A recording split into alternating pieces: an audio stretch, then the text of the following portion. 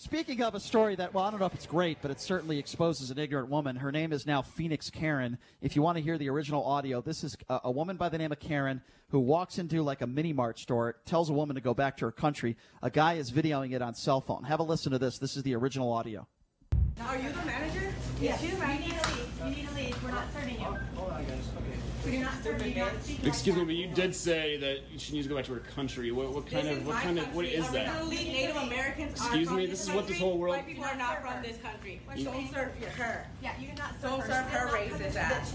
You don't tell. No. Continue serving. Continue serving. You need to leave. You're not a part of this. You need to leave. You're not a part of this. No. No, you do not come in here and use the F word and swear and call me a bitch. I've never even said that I said she is, and you're not a part of said that. that word. So you get out of here. I know. I said she is, and that's why she's leaving. So you will leave too. No. This is going all over the internet. You don't know who I am. You told her to go back to her country, where she's from.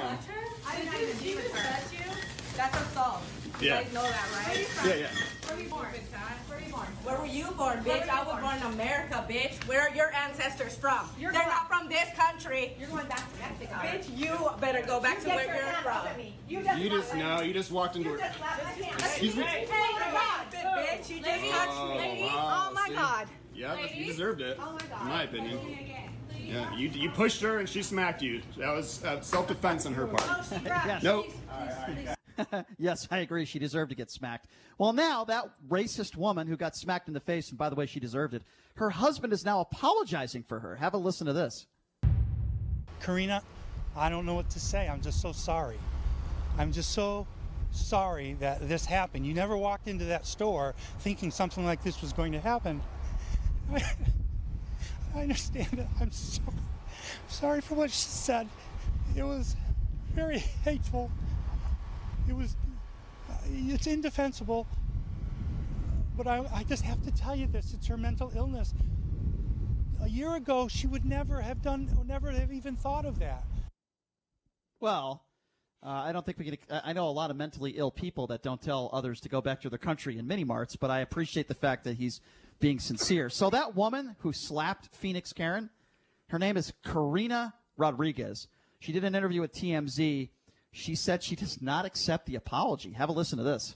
It just didn't seem sincere to me. The fact that he's blaming her racism on mental illness, I think, is just a little far-fetched. She was already racist before she was mentally ill, if she's even mentally ill. They don't go hand in hand. Yes, they do. Whether or not she's mentally ill or not, she was already racist. All right, so here's why I agree with her, and I know JD disagrees, but here's why I agree. I'll go back to the Mel Gibson story. Okay, Mel Gibson was an alcoholic. He said some horrible anti-Semitic things about Jewish people. And then when confronted about it, he said, well, I had a drinking problem.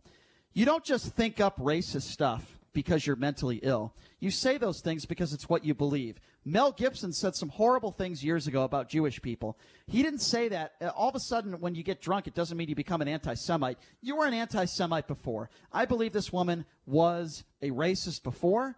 The fact that she's mentally ill, maybe she just spoke out upon it, but that's not an excuse for being a racist. When you're mentally ill, you lose your filter, Brian.